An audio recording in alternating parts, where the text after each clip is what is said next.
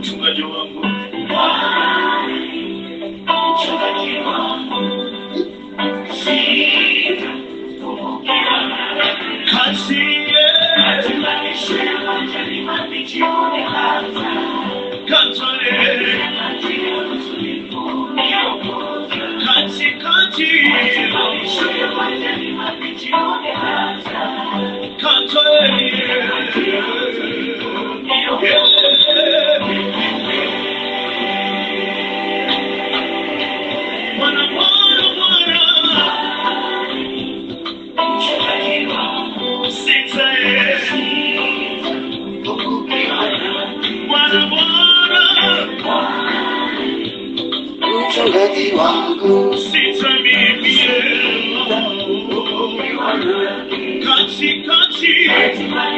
majani mabichi unilaza, kando ya maji ya utulivu niongoza.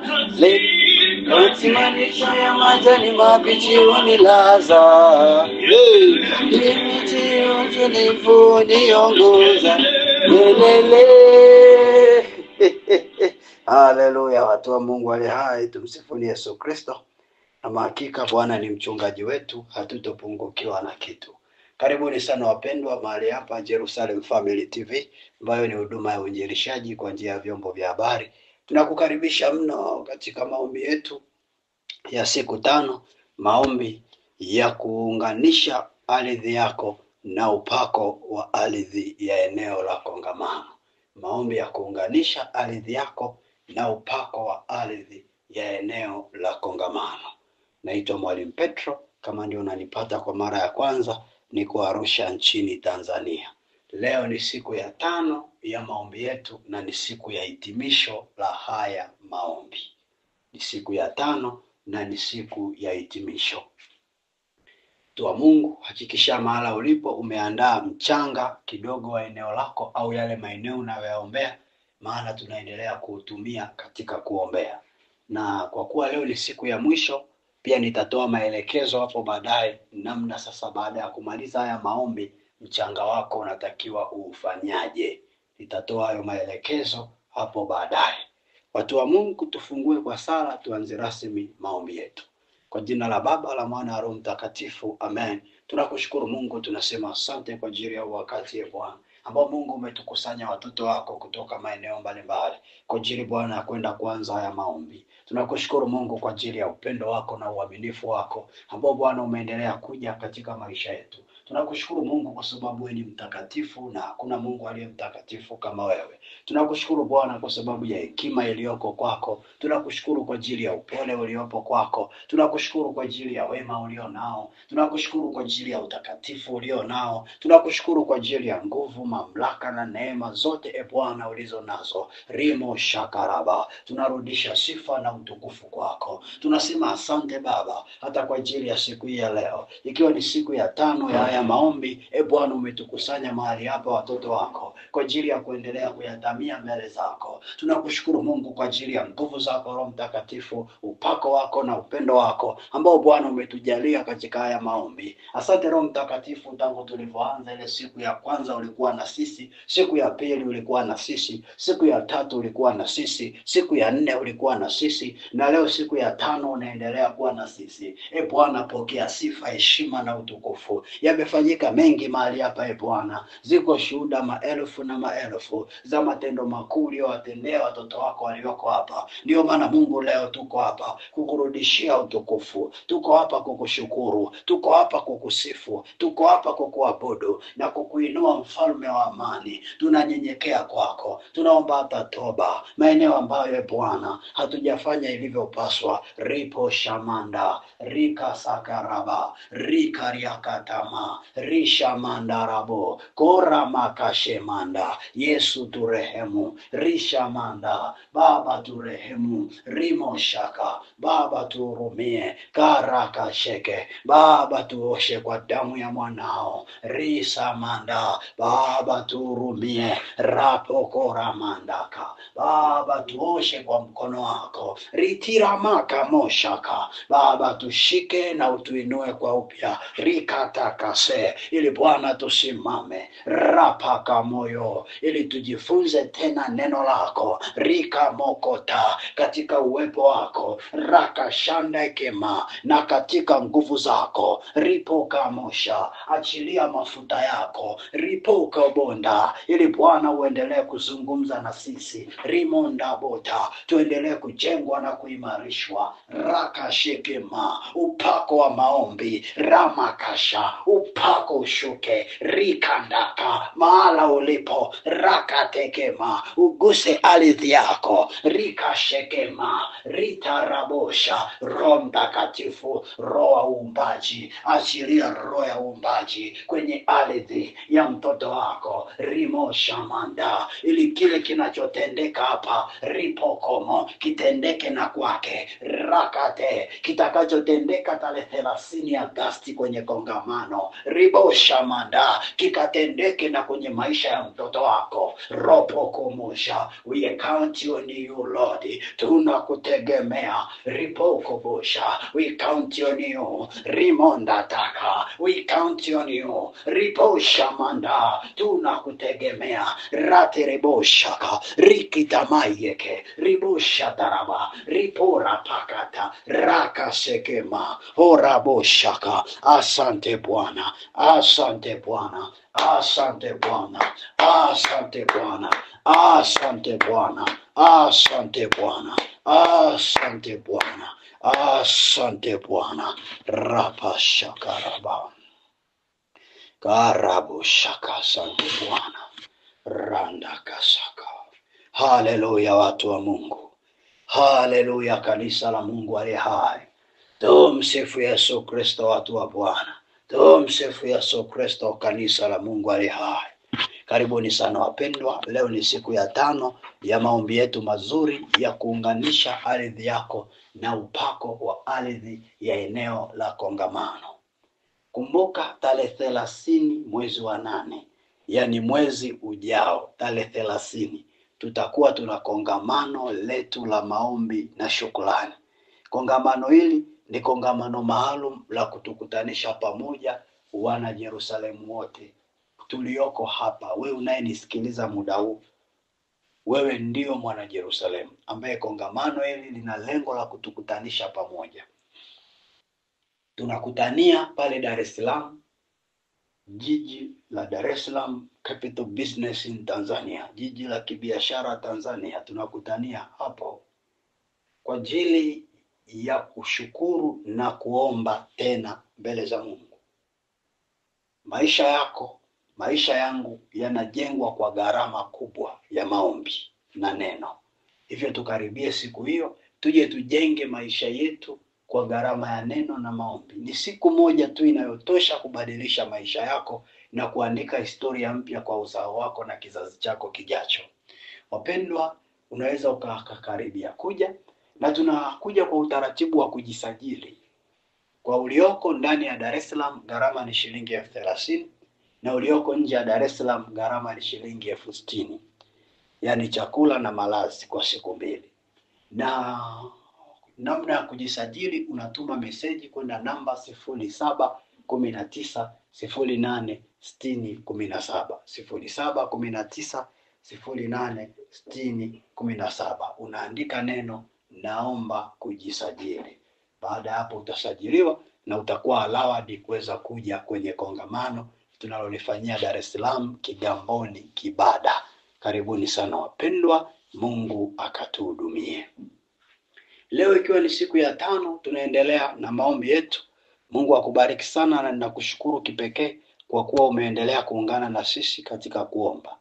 Tutakapomaliza kuombea siku ya leo, huo mchanga ambao umekuwa kila siku ukiutumia kuomba, utaurejeza kwenye eneo lako. Sio lazima urejeze pale pale ulipouchukulia. Ila utaenda utaumwaga kama mbele ya mlango wako panaruhusu, nenda kaumwage mbele ya mlango wako, kwenye malango ya nyumba yako.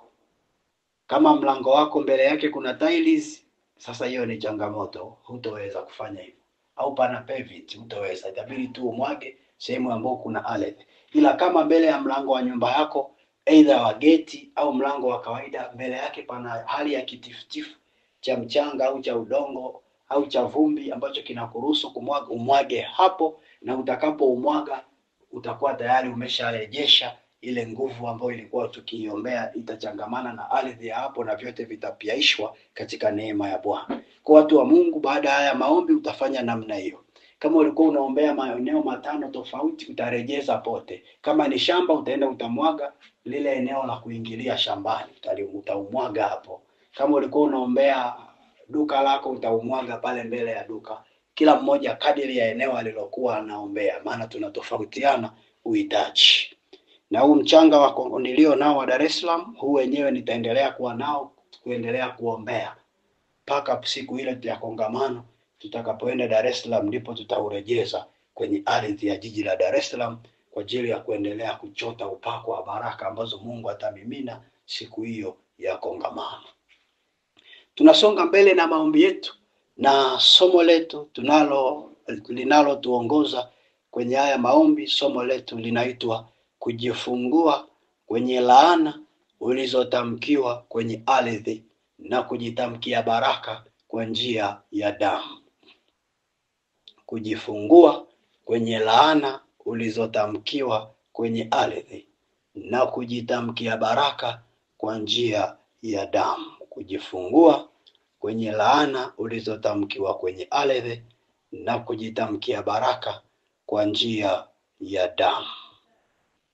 Siku ya jana katika somo hili tulitembea kwa kuangalia mambo kadhaa pale ndani, ambapo tuliweza kuona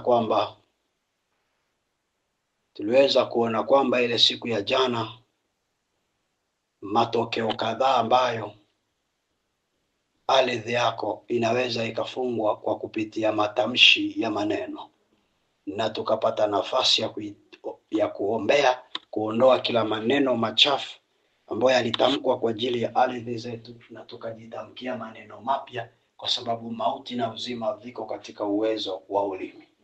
Leo siku ya 5 katika somo letu tutaendelea na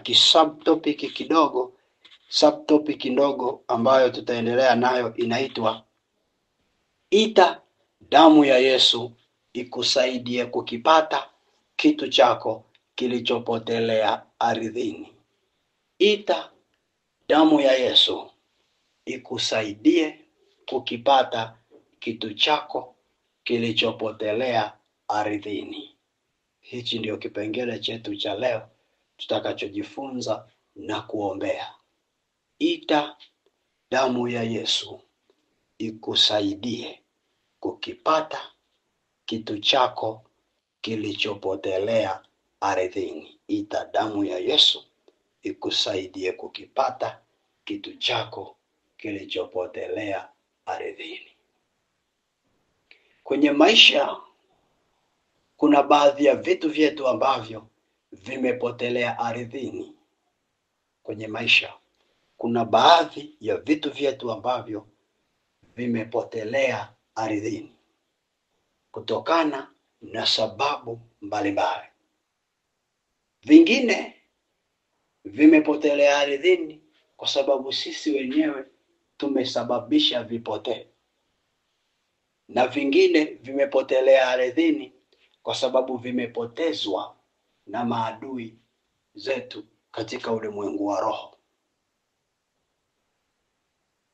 Tutapita muda huu, tutafanya Bible study ya neno la Mungu kimaandiko, ili tupate ile picha ya undani, yani vitu gani ambavyo vinaweza vikapotelea ardhini kwenye maisha yako, ili kujenge picha pana hata tunapoenda kuomba uwe unaombea kitu unachokitambua. Sema amen. Tuangalie kitabu cha Mwanzo sura ya 26 ule mstari wa 15 hadi wa 19. Kitabu cha Mwanzo sura ya 26 ule mstari wa 15 hadi wa 19. Mwanzo 26, 15, 19 inasema namna hii: na vile visima vyote walivyovichimba watumwa wa baba yake siku za Ibrahim babaye, Wafilisti walikuwa wamevifukia wakavijaza kifusi. Abimeleki akamwambia Isaka, utoke kwetu, maana wewe una nguvu kuliko sisi. Basi Isaka akatoka huko akapiga kambi katika bonde la Gerari akakaa huko. Isaka akarudi akavichimbua vile visima vya maji walivyovichimba siku za Ibrahimu babaye, maana wale Wafilisti walikuwa wamevifukia baada ya kufa kwake Ibrahimu. Naye akaviita majina kufuatana majina alivyoita babaye. Watumwa wa Isaka wakakichimba katika lile bonde, wakapata kisima cha maji yanayobubujika. Sikia zaidi mstari hapa mwishoni. Anasema watumwa wa Isaka wakakichimba katika lile bonde, wakapata kisima cha maji yanayobubujika. Sikia tena, wakapata kisima cha maji yanayobubujika. Sikia tena, wakapata kisima cha maji yanayobubujika. Nimerudia mara kadhaa mstari kwa sababu kuna kitu Roho Mtakatifu anataka aweke msisitizo wa kukuvusha mahala pamoja kwenda pengine. Katika ile neno tunaona habari juu ya Isaka pamoja na mfalme mmoja anayeitwa Abimeleki wa kule Gerari. Na Isaka alienda hilo eneo la Wafilisti ambalo baba yake Ibrahimu aliwahi kuishi kabla yake. Na historia inaonyesha kwenye hilo eneo Ibrahimu alichimba kisima cha maji. Na unajua haya yalikuwa ni maeneo ya Uarabuni, na maeneo ya Uarabuni yanasifika kwa ukame.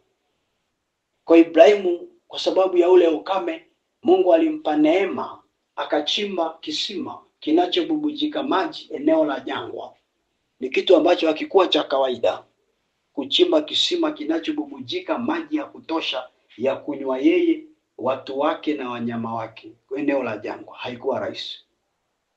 Na Ibrahimu alivyoondoka kwenye hilo eneo, Biblia inasema hawa Wafilisti walivifukia vile visima vya Ibrahimu. Na walivifukia, hawakutaka mtu yoyote avitumie kwa sababu walikuwa wakubaliani na desturi alizokuwa nazo Ibrahimu. Baadaye Isaka anaenda kwenye hayo maeneo, anaishi pale, anapata mali. Wale Wafilisti wakachukia kuona Isaka ameenda kwao, ametajirika, na wanajua wazi ni mtoto wa Ibrahimu, wakamfukuza kwenye lile eneo. Isaka akaondoka akaenda lile eneo ambalo baba yake alikuwa amechimba visima. Biblia inasema Isaka akachimbua vile visima. Nini kilimfanya achimbue? Ina maana alipitia shida ya ukosefu wa maji. Alivyopitia shida ya ukosefu wa maji, katikati ya kutafakari kwake, anasovuje tatizo hilo la yeye kukosa maji, mifugo yake kukosa maji, wafanyakazi wake kukosa maji. Mungu akamfunulia macho. Roho Mtakatifu akamfunulia ufahamu kwamba hapa ulipo kuna maji yapo, ila watu wameyafukia ardhini. Viko visima vya babako hapa vimefukiwa ardhini. Fukua. Isaka akafukua vile visima. Mambo mengine tunazungumza hapa Biblia haijaandika, lakini Roho Mtakatifu anatusaidia kupata tafakari kwa mujibu wa neno namna linavyoeleza. Na Isaka alipofukua vile visima, Biblia inasema watumwa wake wakapata maji yanayobubujika. Si kitu rahisi kupata maji yanayobubujika kwenye jiografia ya mazingira ya jangwa kama yale ya Uarabuni waliokuwa wako kipindi kile ya Wafilisti. Kama unanielewa mtu wa Mungu, Mungu anachosema na wewe. Kitu ambacho Mungu anataka upate zaidi kwenye hili neno ni uone namna ambavyo Ibrahimu alikuwa na chanzo cha baraka cha uwepo wa maji jangwani, lakini Wafilisti walifukia kile chanzo cha baraka kisionekane. Na Isaka alipofika pale akapitia shida ya maji, akapitia changamoto ya maji pasipo kujua iko baraka pale ya baba yake, asingepaswa kuteseka, angeitumia. Najaribu tu kufikiria kama Mungu asingemfunulia macho Isaka kutambua kwamba hili eneo kuna visima vya babako vimefukiwa kwenye ardhi, fukua, ingekuwaje? Ina maana Isaka angeishi pale, angeteseka kwa kiu, wanyama wake wangekufa kwa kiu. Na unajua utajiri wa kipindi kile ilikuwa ni kuwa na wanyama wengi. Kwa kama angepoteza wanyama, mashida za kiuchumi zingemkuta, magonjwa yangemkuta, mauti ingemkuta. Kwa angejikuta anaishi maisha fulani ya mateso, na ini hali baraka ya baba yake imefukiwa ardhini. Ashukuriwe Mungu aliyemfunulia macho kutambua hilo, akaifukua ile baraka kwenye ardhi na akaitumia. Nisikilize mtu wa Mungu. Je, ni kisima kipi kimefukiwa kwenye maisha yako? Swali jepesi tu na kuuliza, ni kisima kipi kimefukiwa kwenye maisha yako?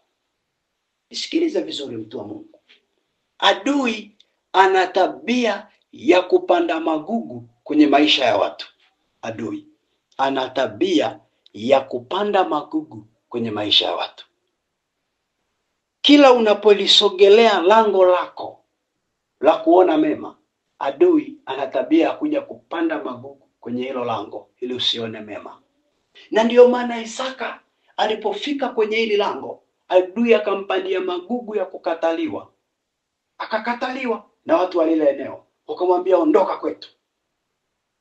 Katika lugha ya haraka haraka unaweza ukafikiri labda wale watu walimuonea wivu Isaka. No. Ila shetani alikuwa anataka Isaka asitambue kwamba hapa pana kisima cha baba yako, fukua. Shetani hakutaka Isaka atambue hilo. Ndio maana akafanya tu Isaka achukiwe ili afukuzwe pale, asitambue siri ya uwepo wa kisima cha baba yake. Kwa shetani akampandia hayo magugu ya roho ya kukataliwa. Angalia hata kile kitabu cha Mathayo 13:26-28 inavyosema. Mathayo 13:26-28. Mathayo 13:26-28 inasema, baadaye majani ya ngano yalipomea na kuzaa, yakaonekana na magugu. Watumwa wa mwenye nyumba wakaenda wakamwambia Bwana, hukupanda mbegu njema katika konde lako? Limepata wapi basi magugu? Akawaambia, adui ndiye aliyetenda hivi. Watumwa wakamwambia, basi wataka twende tuyakusanye? Nisikilize vizuri.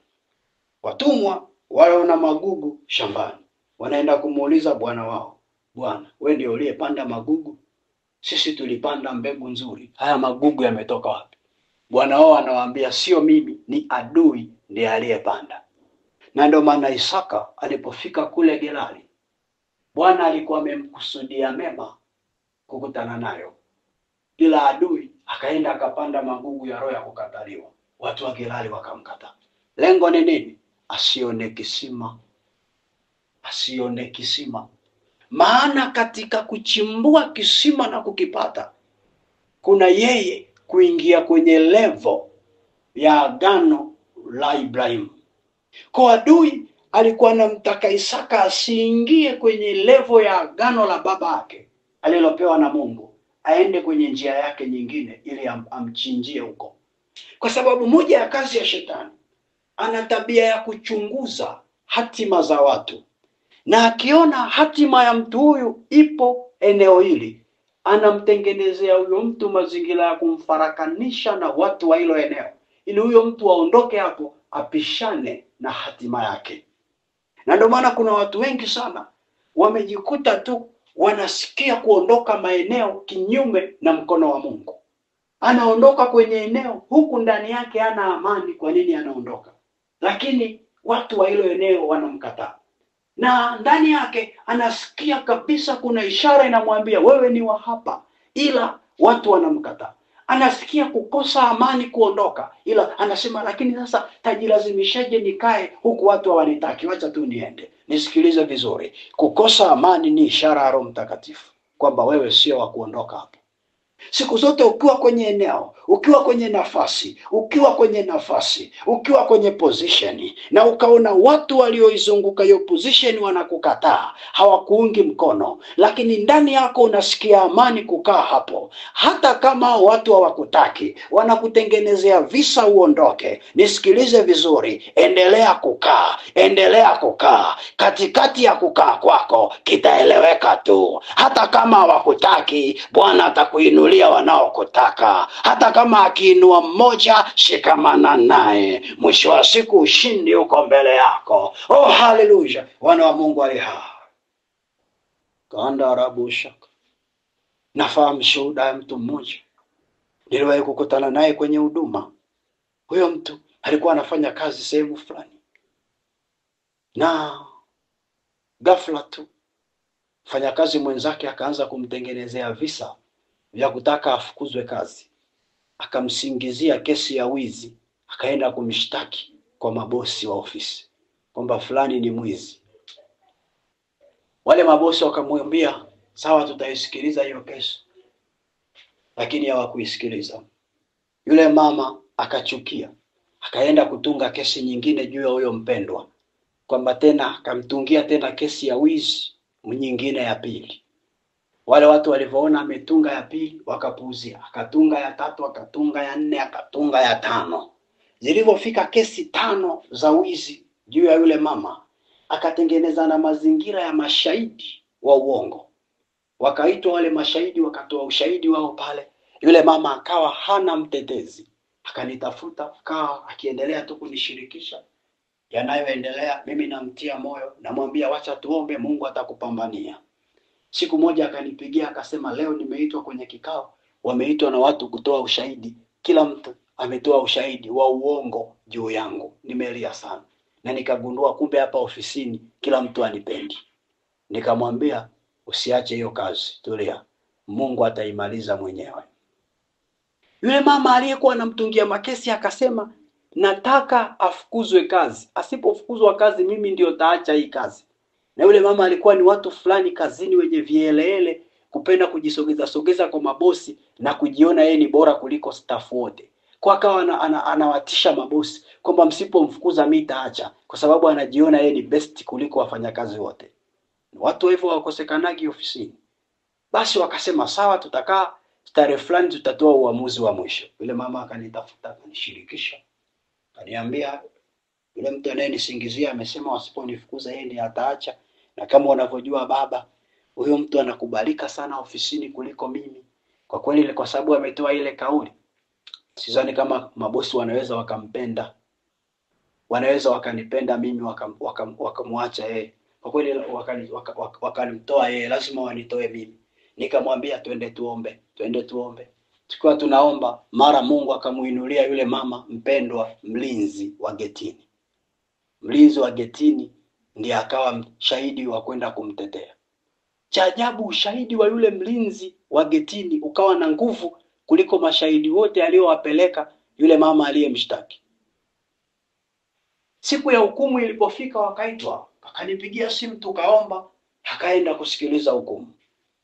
Alipofika pale, mabosi wamekusanyana ofisini, wakamwambia yule mama kwamba tumechunguza kesi yako, tumeona haina mashiko.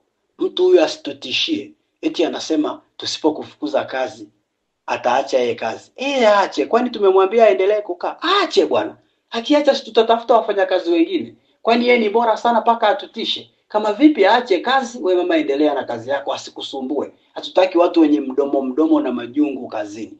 Yule mama akanipigia simu, aamini macho yake. Anasema, mwalimu, yani baba siamini. Baba, Mungu ni mkuu. Baba, huwezi amini.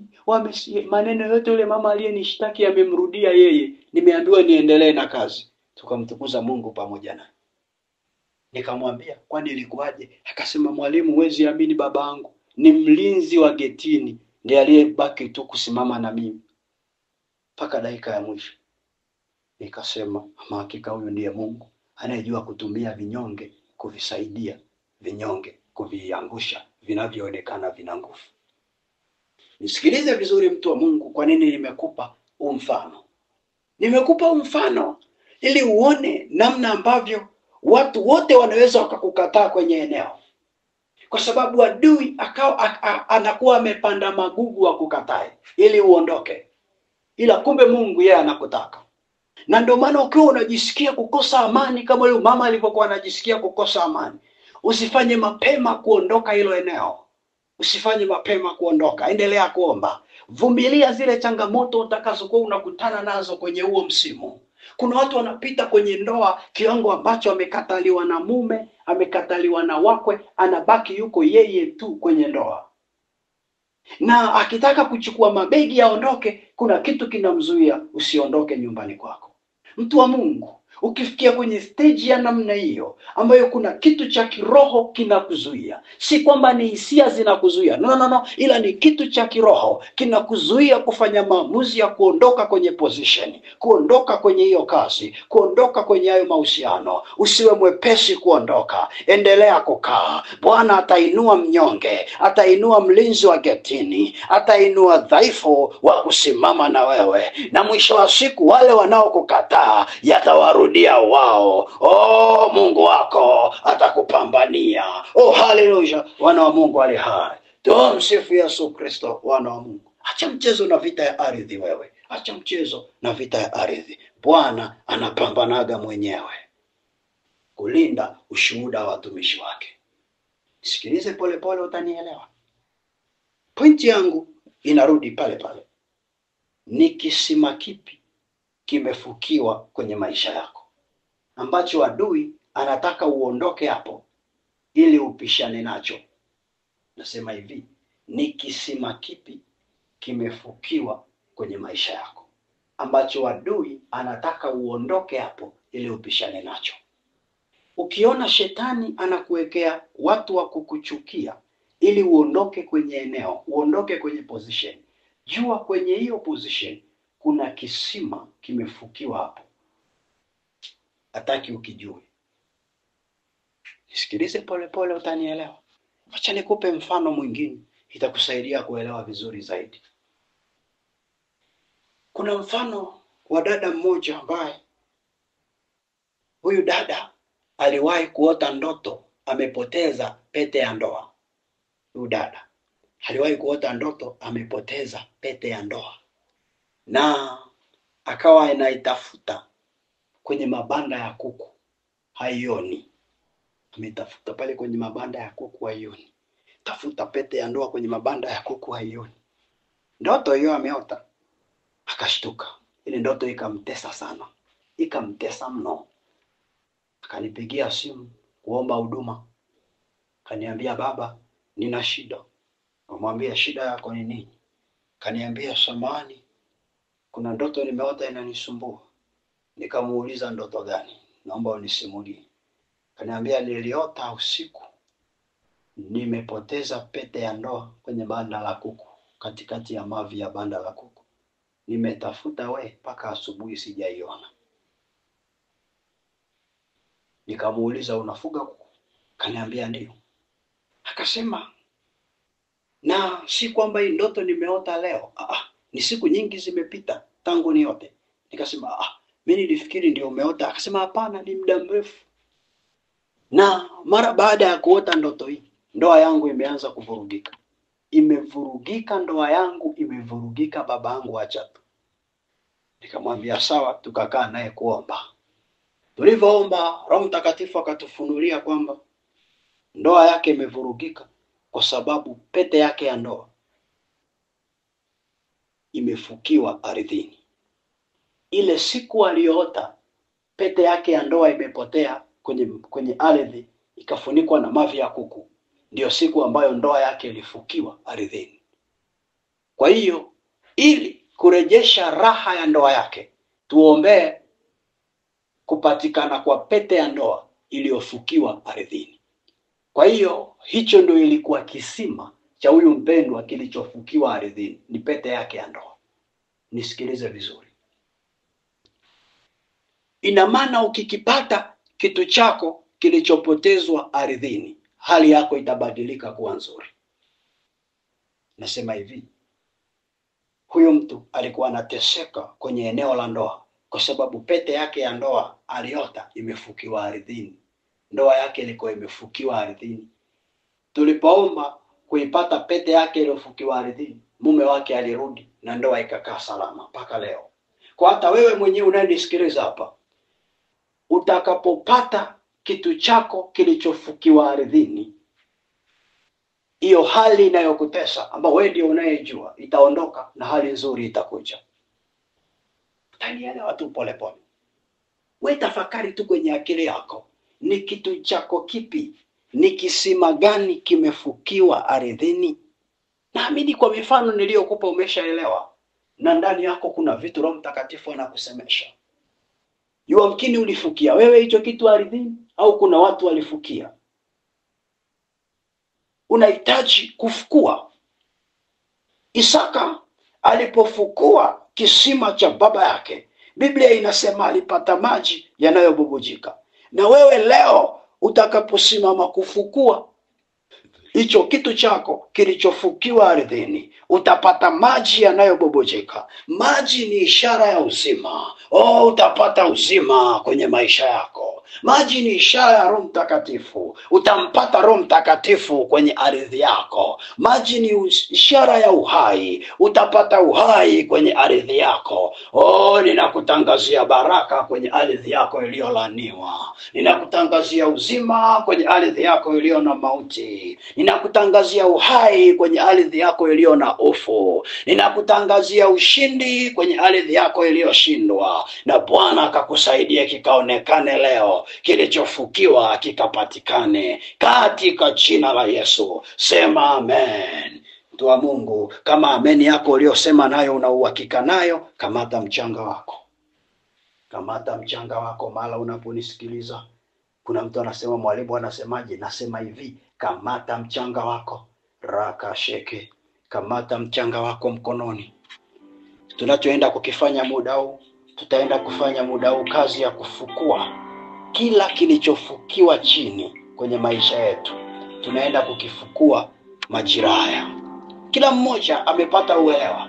Yale ambayo umesikia huko ndani, Roho Mtakatifu anakusemesha kwamba hichi na hichi ndio kilichofukiwa. Fukua leo. Usikimbie hiyo position. Usikimbie, fukua.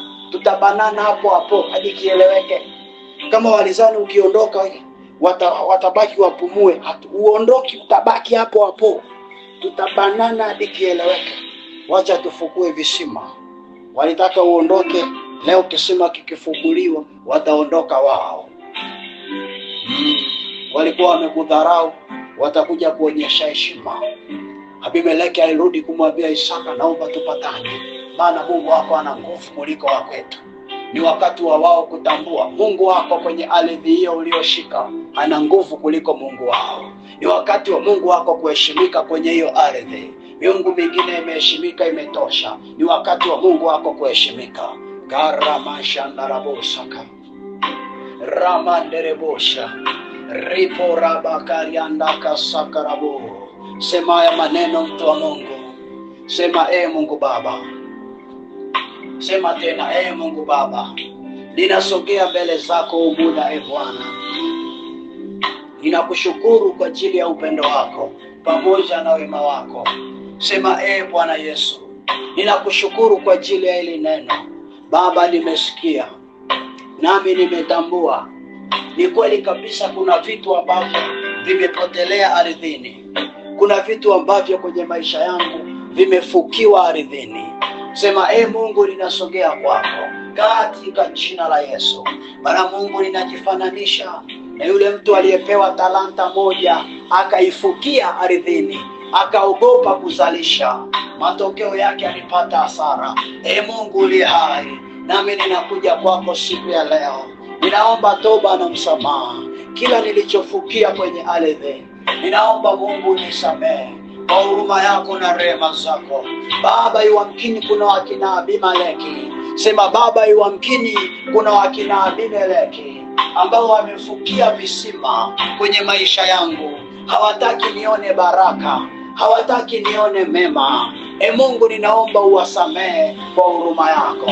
Sema, Mungu uliye hai, katika hadithi hizi nilizokamata mkononi mwangu, Sema, Mungu uliye hai, katika ardhi hizi nilizokamata mkononi mwangu, ninanyunyiza damu ya Yesu ndani yake. Ninanyunyiza damu ya Yesu ndani yake. Nyenyua juu hiyo ardhi. Sema, ninanyunyiza damu ya Yesu ndani yake. Nyenyua juu hiyo ardhi. Sema, ninanyunyiza damu ya Yesu ndani yake. Ninanyunyiza damu ya Yesu. Ninawasha moto wa Roho Mtakatifu. Ninawasha moto wa Roho Mtakatifu. Ninaomba Mungu Baba, moto wa Roho Mtakatifu na damu yako ifukue kila visima vilivyofukiwa kwenye ardhi. Ninaomba moto wako ufukue kila kitu changu kilichofukiwa kwenye ardhi hii ya mkoa wa Arusha, ya mkoa wa Dar es Salaam. Taja mkoa wako, taja huo mkoa, taja hiyo nchi. Ninaomba Baba kifukuliwe kila kilichofukiwa kitu changu kwenye ardhi ya Tanzania, kwenye ardhi ya Afrika, kwenye ardhi ya dunia yote. Ninaomba kifukuliwe, kifukuliwe kwa jina la Yesu. Nafukua, nafukua, nachimba, nafukua, narejesha, nachimba, nafukua, narejesha. Endelea kufukua kwa maneno yako.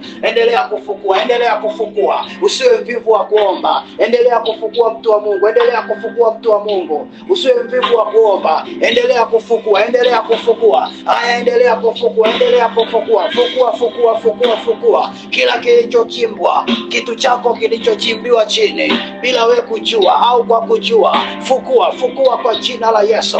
Mwambie Mungu, nafukua hichi kisima. Mwambie Mungu, nafukua kwa damu ya Yesu na moto wa Roho Mtakatifu na jina la Yesu. Endelea kutaja jina la Yesu, taja damu ya Yesu, taja moto wa Roho Mtakatifu.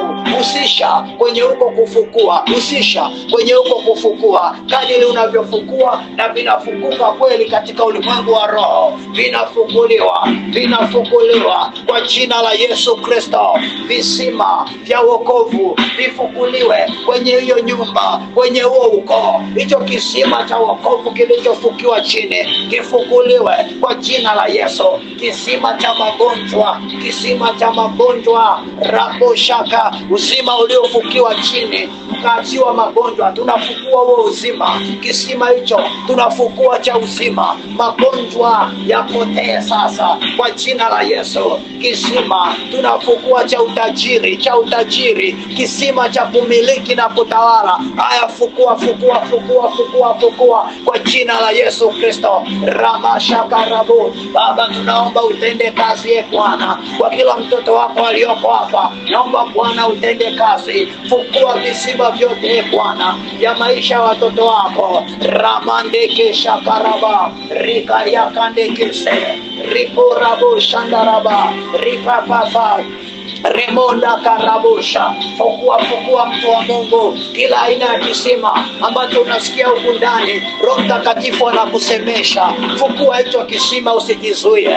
Unanena kwa lugha, nena kwa lugha. Muda huo Roho Mtakatifu ameingia kazini, yeye mwenyewe anakusaidia kufukua, anakusaidia kufukua. Wewe chimbua, usiache chochote. Isaka hakuacha hata kisima kimoja, alifukua vyote, alifukua vyote. Endelea kufukua vyote, fukua vyote walivyochimba. Haijalishi vimekaa miaka mingapi, vile vya Isaka vilikaa miaka mingi. Vuta picha hadi Isaka akazaliwa akawa mtu mzima, ni miaka mingi ilipita, lakini saa ya Bwana ilipofika vilifukuliwa vyote. Maji yalitoka yanayobubujika, yalitoka yanayobubujika. Hivyo na wewe pia katikati hiyo visima ulivyofukua, maji yakatoke yanayobubujika, yanayobubujika. Haya maji yanaanza kububujika sasa. Kuna watu wanaanza kupokea bubujiko la maji. Kuna watu wanapokea mahali hapa bubujiko la maji kwenye ardhi zao. Kuna watu wanapokea bubujiko la ardhi la maji kwenye ardhi zao alizozikamata.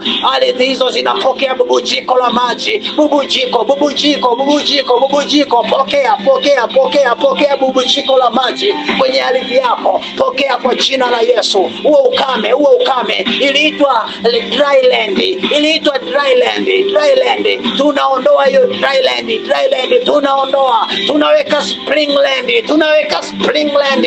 Ardhi yenye chemi chemi, ardhi yenye chemi chemi.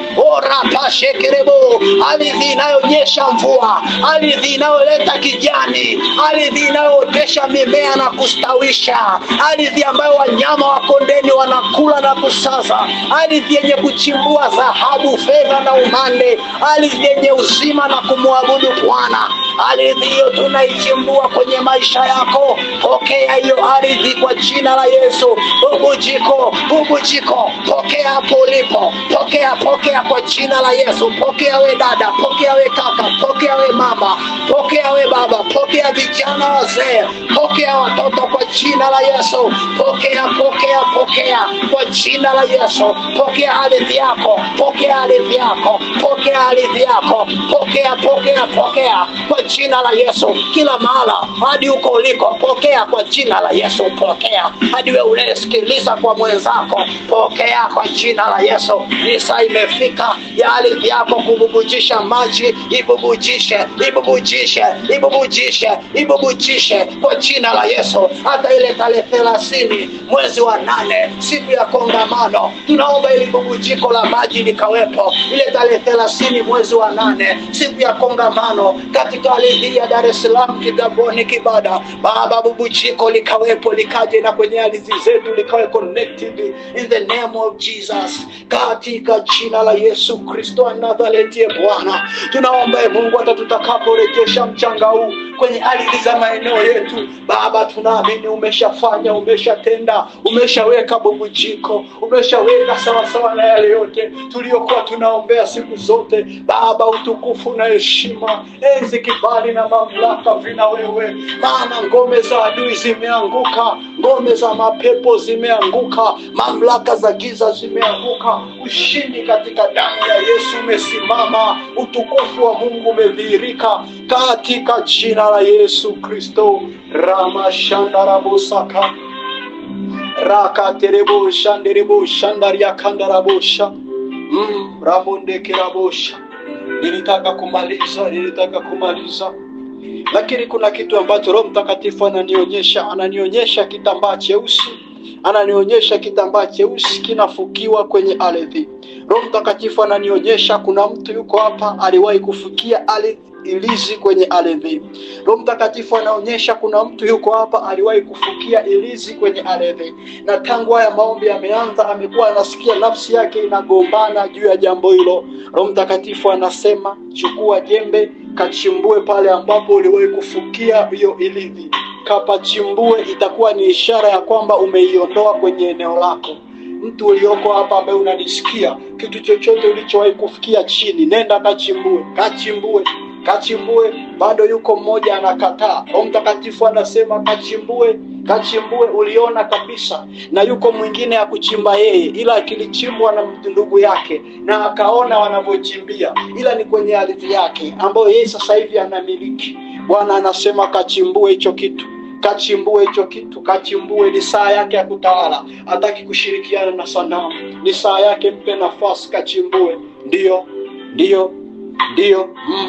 Kandarabu shakarabasiki rama kurianderebo shakaraba.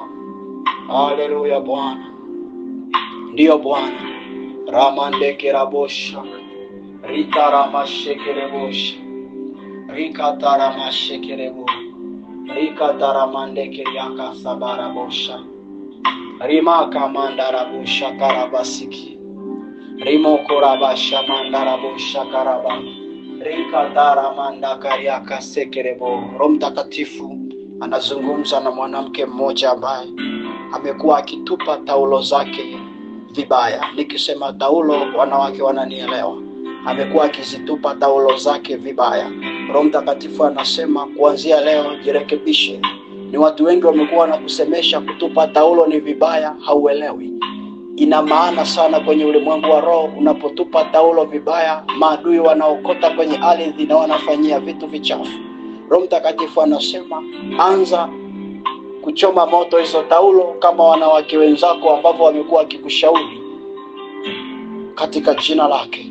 Sijui ni nani anaongea naye, lakini yupo hapa wa Mungu. Hiyo sauti na msaada kwako ni sauti ya Mungu. Karabu shakarabashiki. Ndio.